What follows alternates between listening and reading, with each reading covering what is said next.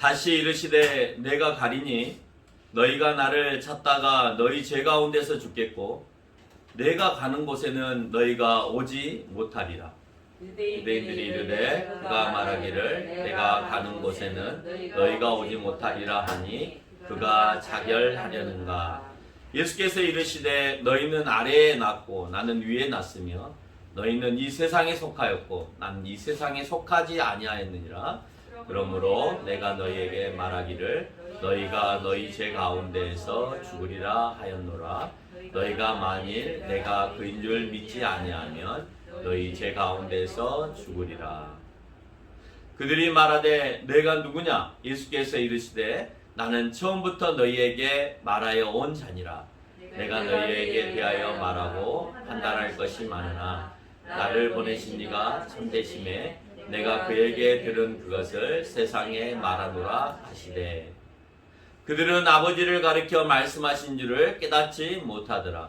예수께서 이르시되 너희가 인자를 든 후에 내가 그인 줄을 알고 또 내가 스스로 아무것도 하지 아니하고 오직 아버지께서 가르치신 대로 이런 것을 말하는 줄로 알리라.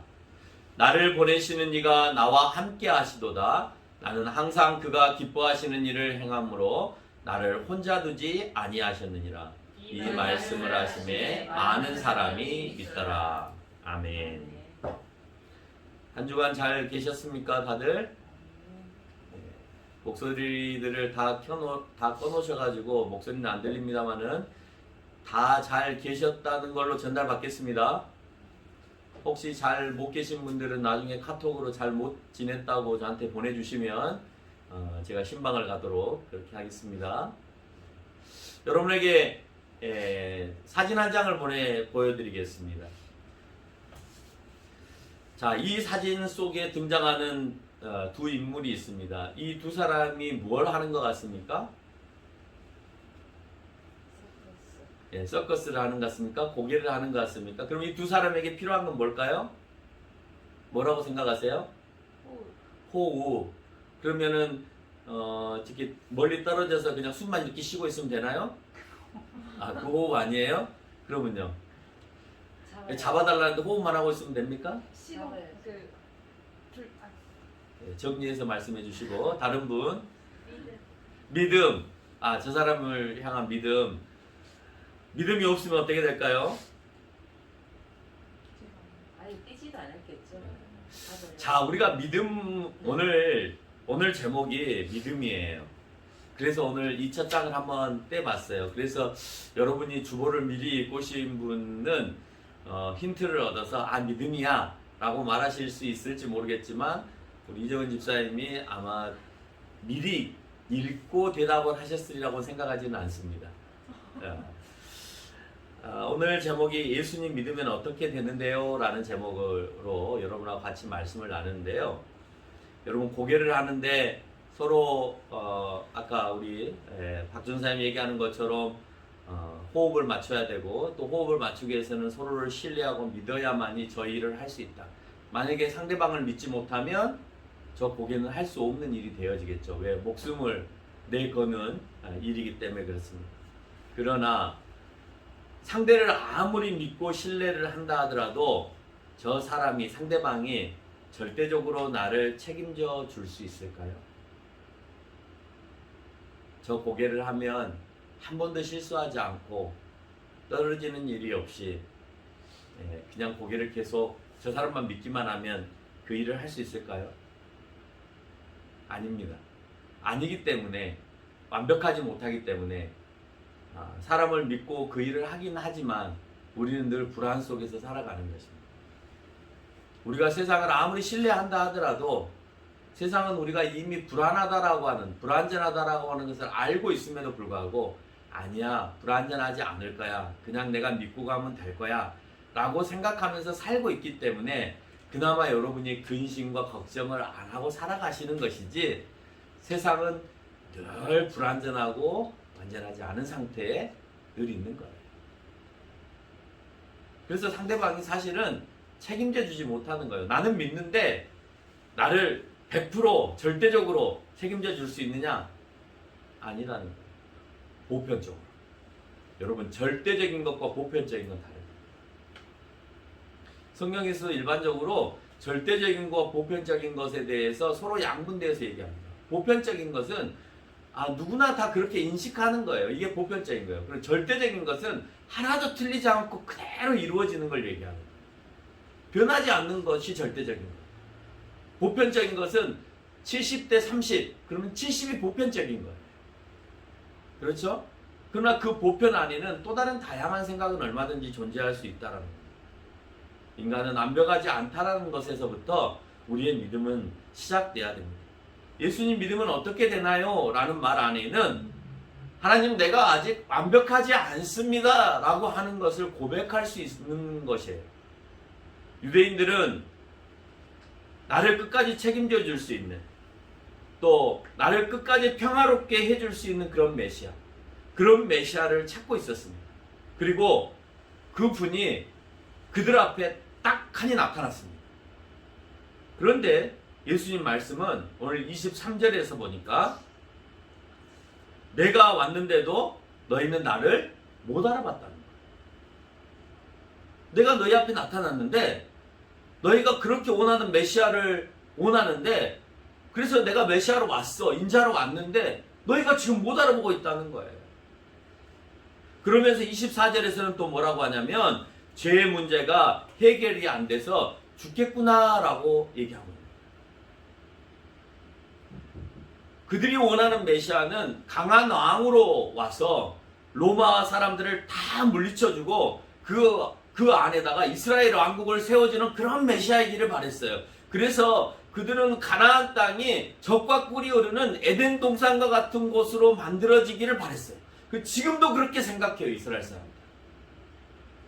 그래서 그 광야에다가 키부치 농장들을 만들고 낙원처럼 만들기 위해서 저 갈릴리 호수에서부터 물을 끌어다가, 그 없는 물을 끌어다가 스핑크러를 돌려가지고 풀 하나 나지 않는 그런 광야에다가 풀이 나게끔 하고 있는 생활들을 만들어가는 것이, 하나님께서는 우리를 통하여서 이곳에다가 에덴 동산 같지 않은 이곳에다가 에덴 동산을 만들라고 하시나 보다라고 재해석을 하기 시작했습니다.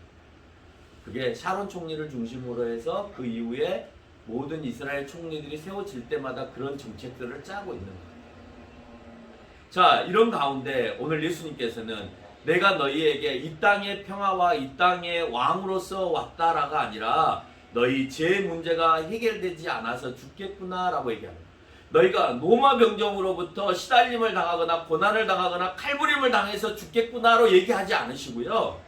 오늘 예수님께서 이들에게 얘기하는 것은 네 죄 문제 때문에 그 해결이 안 돼서, 죄 문제가 해결이 안 돼서 죽겠구나라고 오늘 예수님은 24절에서 설명하고 있다는 거예요.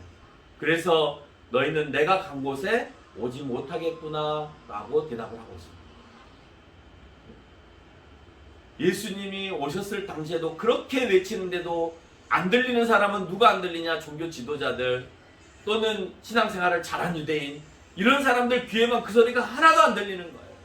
오늘 이 시간에도 예수님께서 너희 죄 때문에 내가 왔고 그 죄 문제 해결하는 것이 노마 변정의 칼날을 피하는 것보다도 더 값지고 더 소중하다라고 하는 것을 설명해 주는데도 유일하게 듣지 못하는 사람은 교회에 나와서 열심히 예배 드리는 사람의 귀가 안 들리는 거예요.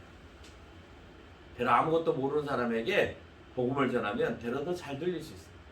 과거에 잘 다녔던 사람들이 대략 더 귀 문을 안 열고 더 많이 졸아요. 무뎌진 신앙의 날들을 열심히 가셔야 돼요. 항상 예배당에 올 때는 내가 새로운 교회에 처음 내가 발 딛는다라는 생각으로 오지 않으면 내 마음에 오늘 그 은혜가 소멸되어집니다. 그래서 저는 늘 그렇게 마음을 먹어보려고 노력을 해요. 집에서 나올 때, 오늘 설교하러 갈 때, 내가 오늘 처음 개척한 교회, 내가 처음 오늘 교회 문을 여는 날이라고 하는 마음을 가져보려고 굉장히 노력을 합니다. 그 마음이 변질되어지면 나도 똑같은 유대인들이나 바리새인들이나 서기관이 되어질 수 있기 때문이라는 생각을 하게 되는 거죠. 28절에서 뭐라고 하냐? 내가 십자가에 못 박힐 때에 내가 인자인 줄 메시아인 줄, 거기에서는 들린다라고 표현되어 있습니다. 여기서 들린다라고 하는 것은 부활 승천을 의미하는 것이 아니고요. 십자가에 들리는 거예요. 그때 가서 내가 인자인 줄. 왜? 사람들을 선동하러 오는 사람인 줄 알았더니, 아니면 사이코패스인 줄 알았더니, 아니면 좀 덜 떨어진 사람이어서 막 지 마음대로 떠들고 돌아다니는 사람, 아니면은 선동가에서 다른 사람들을 다 이렇게 끄집고 돌아다니는 사람, 이런 사람인 줄 알았더니 그런 사람이라면 자기 욕심을 위해서 살아야 되는데, 그 사람들의 뭐 재산을 갈취하거나 아니면 어떤 권력을 갖기 위해서 뭐 전쟁을 하려고 준비를 하거나 뭐 이렇게 살아야 되는데, 그렇게 살지 않고 순순히 십자가에 가서 매달려 버리시더라고요. 그러면 이건 선동가도 아니고 거짓말장이도 아니고 권력을 취하기 위해서 자기가 사람들을 모으는 것도 아니다라고 하는 사실을 그 사람 앞에 보여주는 거죠. 왜? 왜 사람들을 그렇게 모아놓고 열심히 설교해놓고 그렇게 선포해놓고는 왜 십자가에서 죽어? 니를 추종하는 사람이 이렇게 많은데? 라고 얘기할 거 아니에요. 누가 보면 정말 바보 같은 짓 하다가 죽은 사람이 돼버릴 거예요. 그런데 오늘 예수님께서 얘기하시기를, 내가 십자가에 매달릴 때, 그때 가서 내가 들릴 때 내가 인자인 줄, 메시아인 줄, 그리고 아버지가 가르쳐 준 대로 내가 말한 이인 줄 너희가 안다라고 표현하고 있는 거예요. 그때 가서. 여러분, 그때 가서 예수님을 알면 안 돼요. 그때 가서. 지금 아셔야 되는 거예요. 그때는 이미 늦는 거예요. 그때 가서. 죽을 때쯤 가서 믿겠습니다는 사람 참 많거든요. 전도할 때. 그냥 뭐 회개만 하면 된다며요. 예수님 믿으면 된다며요. 그게 지금 꼭 안 해도 된다며요. 죽을 때쯤 가서 해도 된다며요. 절대요. 죽을 때 어쩌면 하나님이 그 사람에게 신호도 안 보내주고 데려갈 수도 있어요. 그러면 때가 늦잖아요. 여러분, 내가 죽음의 때를 알면 얼마나 좋겠습니까? 서서히 죽어가면 되겠죠. 그러면 내가 회개할 기도도 있고, 내가 좀 예수님을 믿을 기회도 있고, 용서로 구할 기회도 있고, 뭐 그렇겠죠. 근데 사람은, 대부분의 많은 사람들은 내가 뜻하지 않은 상황에서 운명을 하는 경우들이 너무 많단 말이에요. 그렇기 때문에 나중에 그렇게 한다라고 하는 것은 웃긴 얘기가 되어질 수 있다라고 하는 것을 설명하는 것입니다. 예수 그리스도를 믿는 믿음이 믿는 자를 살린다는 거예요. 구원한다는 의미를 가지고 있어요. 그럼 믿음은 내 의지대로 믿는 것일까? 아니면 하나님께서 믿어지게 하게 하시는 것일까? 우리가 고민해야 돼요. 왜? 내가 믿는 거라면 내가 오늘 당장 믿어야 되는 거예요. 그렇죠? 근데 하나님이 나를 믿게 하시게 한다라고 하면 아직 내가 믿어지지 않는 거니까 좀 기다릴 필요가 있죠. 근데 많은 사인들을 했을 거예요. 제가 봤을 때. 안 믿어져요 라고 얘기하는데, 그래서 하나님이 은혜를 줘서 너를 믿게끔 이렇게 인도하셨냐 라고 물어보면 안 믿어지는데 이게 인도한 거예요? 라고 말할 때가 있어요. 시간이 지나잖아요? 그러면 이제 그걸 깨닫죠. 그때 목사님이 날 이렇게 인도했는데 내가 그것에 대해서 반응하지 않았어. 내 아내가 이렇게 인도했는데 내가 그때 그렇게 반응하지 않았어. 내 주변의 친구들이 나를 이렇게 인도했는데 그때 내가 반응하지 않았어.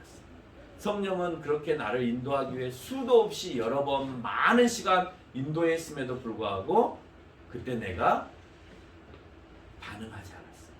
근데 재밌는 건요, 그걸 끝까지 반응하지 않잖아요. 그러면 그게 성령 해방죄예요. 성령 해방죄는 목사님의 말을 잘 듣느냐 잘 듣지 않느냐가 성령 해방죄가 아니에요. 성령 해방죄와 예수 그리스도를 믿지 않은 죄가 가장 커서 구원을 받지 못한다고 되어 있잖아요. 구원을 받지 못하는 두 가지 죄가 예수 그리스도를 믿지 않는 것과 성령 해방죄예요. 근데 이 성령은 무엇에 대한 일을 하시냐? 예수 그리스도의 구원의 사역을 가르쳐주는 일을 하세요. 그것을 인도하시는 일을 하세요. 그 인도하시는 일을 내가 방해하는 거예요. 거부하는 거예요. 그러니까 그 사람은 예수 그리스도를 영접할 수 없는 거죠. 그러니까 당연히 구원받지 못하는 거고, 그게 성령 해방이 되어집니다. 뭔 일을 합시다. 교회에서 여러분, 우리 이런 일을 합시다. 성령이 우리에게 이런 일을 하게 하셨습니다. 목사님 선포하십니다. 그거 안 따라간다고 해서 성령 해방죄 아닙니다. 불편할 수 있겠죠. 물론 성령이 우리 교회를 위해서 하게 하시는 일들이 있으실 수 있어요. 그러나 전적으로 우리가 죽고 사는 구원의 문제에 있어서는 항상 예수 그리스도에게 직결되어 있어요. 그래서 예수 그리스도를 믿느냐 믿지 않느냐에 모든 구원이 달려있는 것이지 구원에 있어서 이런 방법도 있고 이런 방법도 있다는 없어요.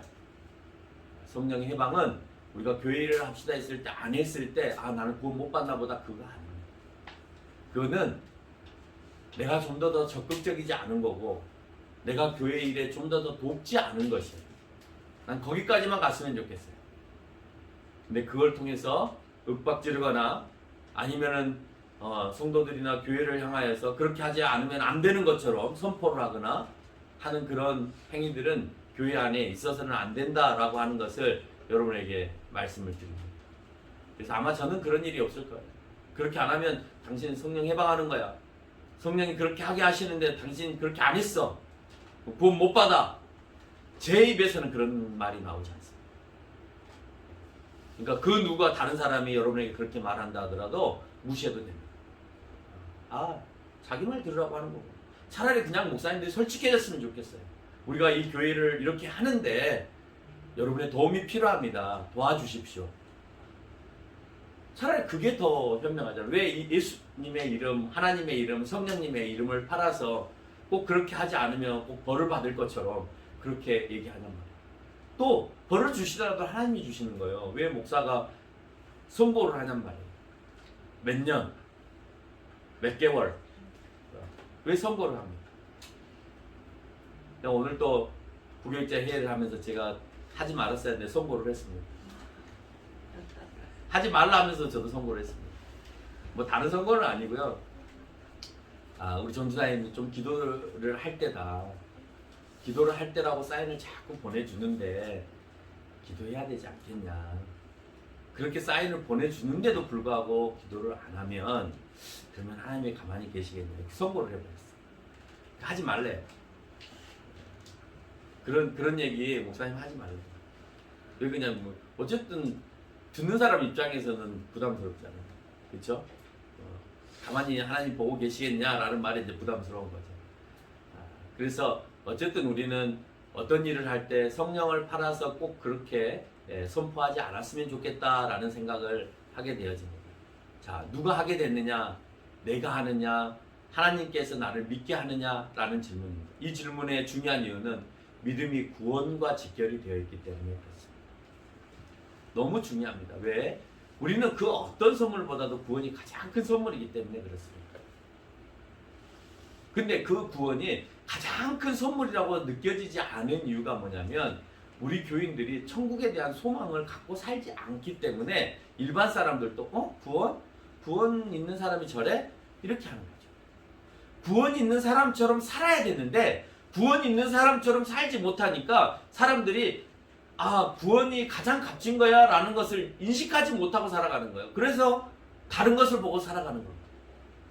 불완전한 것을 대로 그것이 완전한 것인 것으로 착각하고 살아가 버리는 경우들이 너무나 많다는 거예요. 내 의지대로 예수님을 믿는다면 사실 나는 죄 없는 상태가 돼야 돼요. 죄 없는 상태. 근데 성경은 내가 죄 있는 상태라는 것을 수도 없이 설명하고 있습니다. 로마서 5장 14절에 보니까 아담으로부터 모세까지 아담의 범죄와 같은 죄를 짓지 아니하는 자들까지도 사망의 왕노릇 하였나니 아담은 오실자의 모형이다 라고 표현하고 있어요. 이미 죄를 짓지 않은 자까지도 아담의 범죄와 같이 태어나서 아직 죄를 모르는 이들까지도 아담의 범죄와 같이 사망이 왕노릇. 구약 성경에도 있습니다. 전도서 7장 20절에 보니까 선을 행하고 전혀 죄를 범하지 아니하는 의인은 세상에 없기 때문이다. 세상에 없대. 내 의지대로 할 수 있다면 내가 믿음을 선택하고 내가 고를 수도 있고 안 고를 수도 있다면 그러면 내가 죄악 가운데서도 고를 수도 있고 안 고를 수도 있으니까 죄를 안 지을 수 있는 거죠. 안 지을 수 있는 겁니다. 근데 내가 죄를 짓는 이유는 뭐냐? 내가 오염됐기 때문에 내가 온전한 의지의 발동이 안 되기 때문에 죄를 짓는 거예요. 하박국서 2장 4절에 보니까 보라 그의 마음은 교만하여서 그 속에서 정직하지 못하나 의인은 그의 믿음으로 말미암아 살리라 그랬어요. 의인은요 믿음이 있어야 의인이 되는 거예요. 그래야 사는 거예요. 이 말을 사도 바울이 로마서 1장 17절로 가지고 와서 복음에서 하나님의 의가 나와 오직 의인은 믿음으로 말미암아 산다라고 선포하고 있는 거예요. 의롭다 하는 것은 내가 의롭기 때문에 그런 것이 아니고요. 예수 그리스도를 믿음으로 인해서 나를 의롭다 칭해주는 겁니다. 내가 의로워서가 아니고요. 다시 말해서 예수 그리스도를 믿기 전까지는 나는 의롭지 않은 상태에 놓여 있어요. 오염된 상태에 놓여 있어요. 변질된 상태에 놓여 있어요.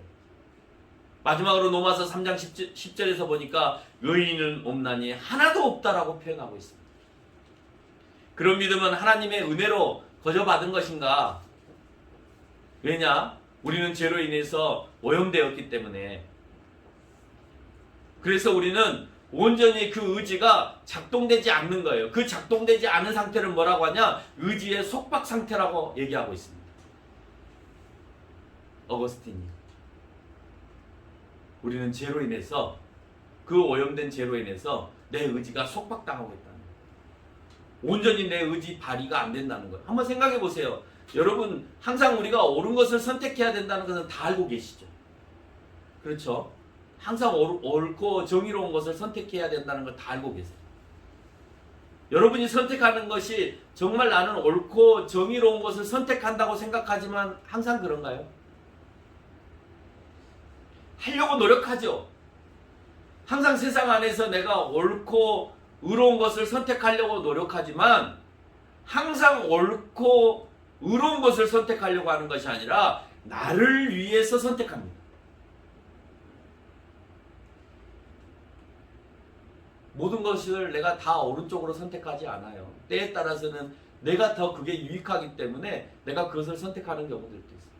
다른 사람한테는 그렇게 해주기를 바라면서 사실 나에게 적용될 때는 나는 그렇게 선택 안 할 때가 있어요. 목사님 나도 그렇습니다. 왜? 내가 죄로 인하여서 의지가 속박당해 있기 때문에 그 의지는 내가 원하는 대로 발동이 되어지는 거예요. 그렇게 안 하려고 발버둥을 치지만 때에 따라서는 정말 이것만큼은 내가 양보할 수 없을 때는 그 의지가 내 의지대로 작동이 되는 경우들이 너무나 많습니다. 내 원대로 안 되는 경우들이 너무 많다는 거죠. 이렇게 되면 믿음이 있는 자만 혜택을 받는 것 같다라는 생각을 하게 되죠. 그렇죠? 하나님이 은혜를 그 사람에게 줬으니까 내가 선택한 것이 아니라 하나님이 주신 거니까 그러면 그 사람이 혜택 받는 거 아니에요? 우리가 늘 던지는 질문입니다. 400년경에 펠라기우스가 그런 질문을 던졌습니다. 그래서 세상은 어떤 선택된 사람에게만 주는 것이 아니라 보편 은혜를 주었다는 거예요. 하나님께서 모두에게 보편적인 은혜를 주셨다는 거예요. 그 보편적인 은혜가 뭐냐라고 그랬더니 예수님을 알아가게 하는 것. 예수님이 자 너 나 믿어 라고 이렇게 하는 게 아니라 왜? 너 나 믿어 하고 보편적으로 은혜를 주셨다면 모두가 다 믿어야 되는데 세상을 보니까 다 믿지 않거든요. 자, 그러면 이 보편 은혜를 설명을 해야 되는데 모두에게 다 줘서 하나님께로 나오게 해야 되겠다라고 하는 말이 안 맞으니까 뭐라고 했냐? 그 보편 은혜는 자연과 도덕이다 라고 표현을 하고 있어요. 자연의 순리대로 살아야 되는 것, 이게 보편 은혜고, 인간에게 룰을 줘서 도덕과 윤리의 룰을 줘서 그렇게 살아가게 하는 것이 보편 은혜다. 그래서 의롭게 살게 하셨다라고 주장을 하는 겁니다. 그럼 의롭게 사나요? 인간이? 우리가 도덕을 지키면서 그렇게 살아가나요? 여러분 옳은 것만 위해서 산다고 말씀하셨죠. 될 수 있으면 옳은 걸 선택한다고 얘기했잖아요. 여러분 집에 플라스틱이나 비닐 하나도 안 씁니까?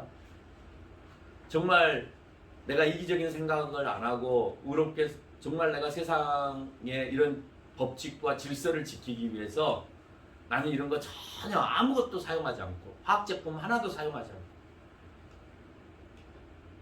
그렇게 내가 살아갑니까? 자연이 지금 훼손되었고 이제 남은 온도가 1도밖에 안 남았다는데 그 1도 상승이 되고 2도가 상승이 되면 이제는 걷잡을 수 없는 우리가 이제 회복되지 않은 자연의 상태로 가게 된다. 우리에게 남은 건 1도이고 우리가 다시 돌이킬 수 없는 온도는 2도랍니다. 1도밖에 남지 않았대. 근데 그 1도가 과거에는 30년 걸렸습니다. 근데 최근에는요 10년밖에 걸리지 않아요. 근데 이제 그 1년은 10년도 안 걸릴 수 있답니다. 근데 그게 다 뭐냐? 그 온도를 올리는 것이 결국은 우리가 화학 제품을 만들어서 사용되어지는 것이 주 원인인 거죠. 연료를 사용하고 그것을 만들어 찍어내는 공장들이 있고 그것들이 다시 일산화탄소를 배출하고 그래서 온도가 올라가고 그래서 결국은 빙하가 녹게 되어지고 빙하가 녹으면 온도가 상승하는 것이 아니라 추워진대요. 그래서 또 다른 빙하기가 온답니다. 올 겨울은 추워질 거라고 그래요. 비 오고 나서 여름 없이 그냥 겨울이 오는 것 같다는 느낌이 들 정도로 갑자기 추워졌습니다. 그 얘기를 합니다. 근데 그렇게 되나요? 여러분 전쟁을 일으키는 사람이 옳은 걸 갖고 전쟁을 일으킵니다. 전에도 제가 한번 설명을 드린 적이 있습니다만은 전쟁을 일으킬 때 여러분 북한하고 전쟁을 할 때 누가 옳다고 생각하고 전쟁을 하는 거예요? 내가 옳고 제가 잘못했다고 생각하기 때문에 전쟁이 일어나는 겁니다. 그럼 북한은 어떻게 생각했어요? 자기가 잘하고 니네가 못했다 생각하니까 전쟁을 일으키는 거예요. 자기 주관하에 의가 형성이 되는 겁니다. 근데 전쟁 자체는 나쁜 거잖아요. 제3자의 눈에서 멀리 쳐다보고 있으면 전쟁하고 있는 두 사람이 나쁜 거예요. 오늘 같이 예배드린 우리 선생님이 계십니다만은 어떤 아이가 자기가 정말 잘했습니다. 학생이 정말 잘했습니다. 근데 이 아이가 너무 이렇게 힘들게 했습니다. 그렇죠? 그 힘들게 했으면 이 아이가 그냥 당하기만 했으면 그러면 이 아이 편에서 모든 걸 얘기를 해줄 수 있습니다만은 둘이 싸워버렸어요. 주 원인은 이 학생이 했지만 주 원인은 이 학생이 원인 제공을 했지만 결국 둘이 싸워서 크게 다쳤어요. 그러면 어느 한쪽이 잘못인가요? 아니면 둘 다 잘못인가요? 판정을 내리시는 분들은 둘 다 잘못으로 갑니다. 근데 이 아이는 너무 억울하겠죠. 원인 제공을 했습니다. 근데 이 아이도 억울합니다. 왜? 나는 원인 제공을 하고 한 대밖에 안 때렸는데 얘는 세 대를 때린 거예요. 그러면 얘는 더 맞았다는 이유 때문에 또 억울하겠죠. 세상은 그런 겁니다. 세상의 법은, 세상의 이치는, 세상 사람들이 만들어 놓은 그 법칙들은 불완전하고 안전하지 않기 때문에 그것을 통하여서 우리가 의롭게 산다는 것이 쉽지 않다는 것을 우리가 세상을 살아가면서 알게 됩니다. 펠라기우스 얘기한 것처럼 모든 사람에게 보편적인 은혜를 주고 그 은혜 속에서 내가 얼마든지 선악을 구별할 수 있는 의지가 있어서 할 수 있다고 생각하지만 사람들은 이미 어거스틴이 얘기한 것처럼 또는 성경이 주장하는 대로 이미 악해 있기 때문에 오염되어 있기 때문에 오른쪽으로 선택한다고 생각하지만 절대 자기네들이 손해보면서 오른쪽으로 선택하지는 않는다라고 하는 겁니다. 여러분 여기에 집 갖고 계시는 분 몇 분이나 계신가 모르겠습니다만 물어보세요. 본인 스스로에게 물어보세요. 정말 없는 사람을 위해서 내가 집을 두 채 가지고 있으니까 그래 그 세입자를 위해서 내가 나라도 올리지 않고 그 사람이 계속해서 살아갈 수 있게끔 내가 도와줘야지. 그런 마음을 먹고 있는 주인이 누가 있어요? 쉽지 않죠. 쉽지 않습니다. 그게 악한 마음이죠. 의로운 마음은 아니죠. 세상이 잘못되어 가고 있는데 나도 편성을 해서 이때가 기회다 몫이다라고 생각해 버린다면 그럼 옳지 않잖아요. 근데 옳지 않은데 그렇다고 해서 그 사람이 그렇게 한다고 해서 나쁘다고 말할 수도 없어요. 왜? 세상은 받으라고 되어 있잖아요. 경제 논리가 그렇게 되어 있잖아요. 남들 다 받는데 안 받으면 바보처럼 그렇게 되어 있잖아요. 받는다고 해서 합법적인 건데 내가 안 받아야 될 이유도 없잖아요. 내가 왜 다른 사람을 계속해서 봐주고 이해해주고 그렇게 해야 되냐는 거예요. 그러니까 그것에 대해서 우리는 할 말이 없는 것이죠. 그래도 모든 인간은 생각과 행위로 많은 죄를 짓습니다. 그럼 이미 은혜를 주셨으니까 다 지옥 가야 하는 것이냐라는 거예요. 그래서 펠라기우스는 인간이 죄를 지을 때 특별히 은혜가 작동되어진다고 얘기합니다. 또 다른 작동. 보편적인 은혜 말고 죄를 지을 때마다 하나님이 그 은혜를 작동을 시켜서 그렇게 짓지 않도록 하게 하신다는 거예요. 아니요. 폭력을 일삼는 아이들은요. 자기가 때려놓고 쾌감을 느끼지 내가 왜 때렸을까? 이러지 않아요. 처음에 할 때는 죄책감도 느끼고 하지 말아야지 그렇죠. 근데 시간이 지나면요 절대 그렇게 하지 않습니다. 그러니까 연쇄살인범도 생겨나는 거예요. 처음에 한 명 죽일 때는 막 두렵고 떨리는 마음으로 했겠죠. 근데 잡아놓고 얘기를 해보면 죽이면서 쾌감을 느낀대요, 연쇄살인범들이. 이게 문제잖아요. 물론 그게 사이코패스라고 정신병이라고 얘기를 하고 있습니다만은 그 은혜가 작동이 되어진다고 해서 그 죄를 지을 때마다 하나님께로 인도하는 은혜가 작동이 되어진다고 해서 그러면 오느냐? 그렇지 않다라고 하는 거예요. 그렇지 않고 양심을 따라서 도덕과 자연을 통해서 예수님처럼 죄짓지 않고 살 수 있다라고 그는 끝까지 주장을 했습니다. 예수님도 그러지 않았냐? 인간으로 오셨는데 했다. 그러나 그는 그러기 때문에 죄 없는 가운데 오신 거고 아담의 원래 원 상태의 모형으로 그렇게 오셨다라고 하는 거예요. 그렇지 않으면 많은 사람들이 자기의 잘못을 내가 은혜를 받지 못해서 그런 거다라고 핑계칠 수 있다라고 말하는 것이 펠라기우스의 주장이에요. 하나님이 나에게 은혜를 안 주셔서 아직 내가 이렇게 죄를 짓는 거야. 내가 이렇게 잘못 사는 거야. 라고 핑계칠 수 있다는 거예요. 그래서 인간에게 그 잘못을 전가해야 된다고 생각하는 거예요. 근데 중요한 것은 인간들이 만들어놓은 윤리나 도덕의 그 상식이 때에 따라서 늘 그 기준이 바뀐다는 데 문제가 있는 것입니다. 그러나 아무리 은혜를 받아도 우리 예수님처럼 영화롭게 된 상태가 아니라고 하는 것을 우리가 생각해야 돼요. 예수님도 그렇게 죄 가운데에서도 얼마든지 죄짓지 않고 살아가신 것처럼 우리도 그렇게 살 수 있다라고 하는 말에 오늘 제가 태클을 거는 것은 뭐냐? 예수님처럼 완전하지 않다는 거예요. 우리는 예수 그리스도로 인하여서 내가 예수님을 믿음으로 해서 중생이 됐죠. 거듭났죠. 옛사람이 아니라 내가 예수님의 사람으로 거듭이 났습니다. 그래서 그렇게 살지 않아야 된다라고 하는 확신이 생겼습니다. 그렇지만 완전하지 않아요. 내가 완전히 예수님처럼 영화로운 상태가 아니에요. 나는 이제 거듭나서 성화되어져 가는 상태입니다. 조금씩 바뀌어가는 거예요. 조금씩 바뀌어간다는 것은 아직도 내 안에는 죄성이 존재하는 거죠. 언제든지 그 죄성은 튀어나올 수 있는 거고 그렇기 때문에 나는 불완전한 상태가 됩니다. 언제 완전하냐? 내가 하나님의 나라에 들어가는 그 상태, 영화의 상태가 되어야만이 내가 완전한 상태가 되어진다는 거예요. 하나님의 은혜가 있기에 내가 죄로부터 돌아설 수 있는 겁니다. 성화 과정 속에 나는 얼마든지 죄를 지을 수 있습니다. 여러분 지었잖아요. 우리가 예수님을 알지만 저부터 죄를 지었잖아요. 예수님 당신이 나의 구원주입니다. 내가 당신을 믿고 내가 하나님 나라에 갑니다 했으니까 그 다음부터 내가 죄를 안 지었나요? 아니잖아요. 나도 죄를 지었잖아요.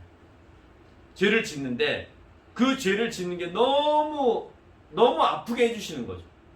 은혜를 받은 자는 하나님께서 나를 전적으로 이끌어내는 은혜를 받은 자는 그 죄를 끝까지 갖고 있지 못하게 만드는 겁니다. 그래서 회개하고 다시 돌아오게 만드는 거죠. 그 작업을 이루어 가신다는 거예요. 그러나 모든 사람이 다 그렇게 하고 있지 않더라는 걸 보면 보편 은혜 이것은 말이 안 된다라고 하는 것입니다. 그러나 은혜가 세상에서 자범죄를 짓고 안 짓고의 문제가 아니다라고 하는 것을 우리가 기억해야 돼요.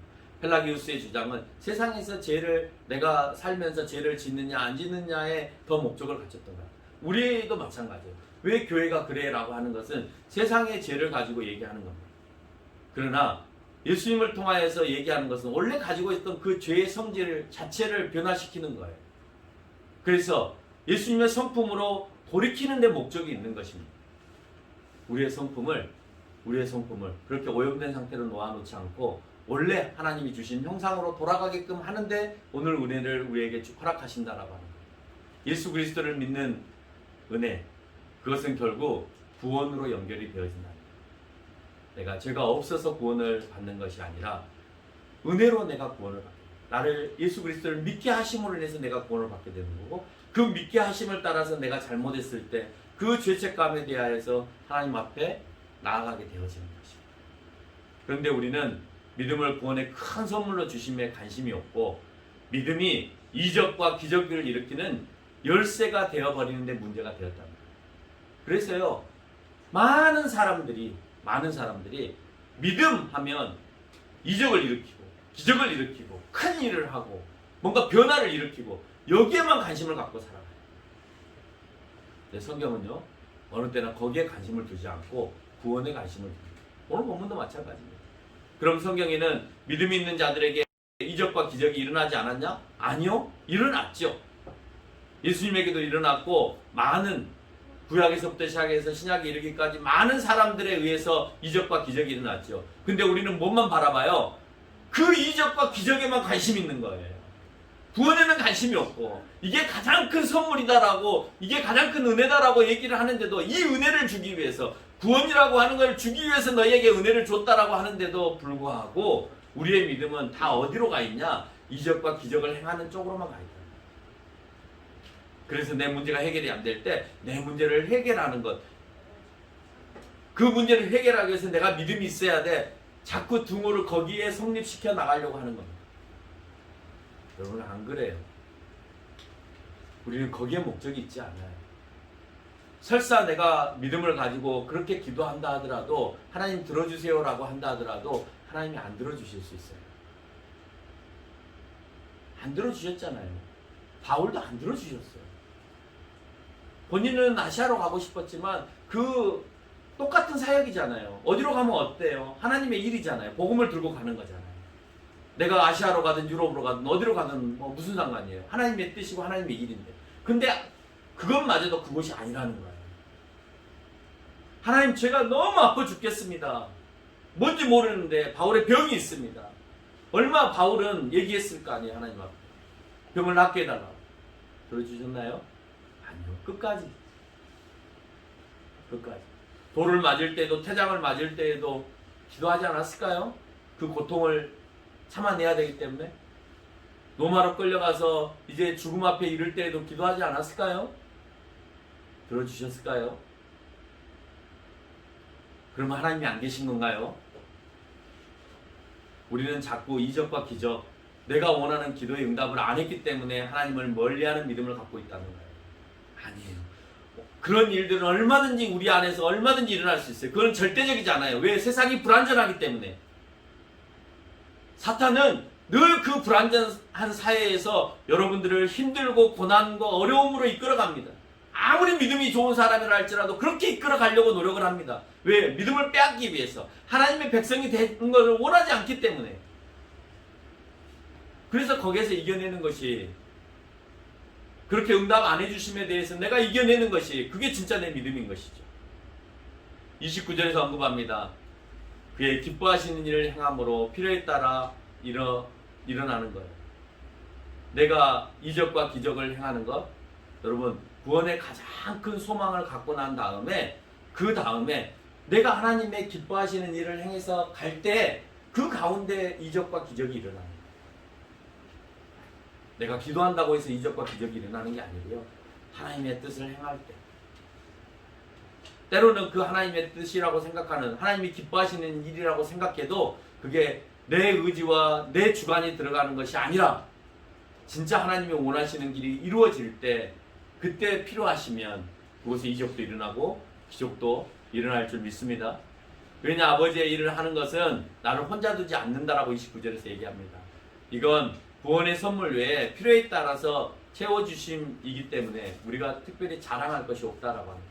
여러분, 그래서 기도의 응답을 받아서 그것이 자랑이 되어지고 막 알려지게 되어지고 또 뭐 그게 막 대단한 것처럼 이렇게 말하는 것은 정말 잘못된 거예요. 그거 역시도 하나님께서 그냥 거저 주신 거예요. 그래서 나는 그 겸손함으로 받아들이고 감사함으로 있어야 되는 것이지, 그게 다른 사람을 억제이거나 억누르거나 그렇게 하기 위해서 사용되어서는 안 된다는 겁니다. 예수 그리스도를 믿는 믿음은 죄에 대한 열쇠입니다. 그 문제를 해결하기 위해서 믿음을 허락하십니다. 에덴 동산은 이제 우리의 선택에서 갈 수 있는 것이 아닙니다. 하나님에 대한 믿음과 순종으로 우리가 그곳을 갈 수 있는 것입니다. 속박된 의지는 하나님의 은혜가 아니고 속박에서 자유할 수 없다라고 하는 것입니다. 그 자유를 주시기 위해서 예수 그리스도를 보내주셨고 죄에서 자유할 수 있게 되는 것입니다. 여기에 하나님의 전적인 은혜를 통해서 예수님을 믿음으로 받아들이게 된다라고 하는 것이에요. 이제 그 예수 그리스도를 믿게 하시는 은혜로 죄로부터 벗어나는 의지가 점점점 강화되어지는 겁니다.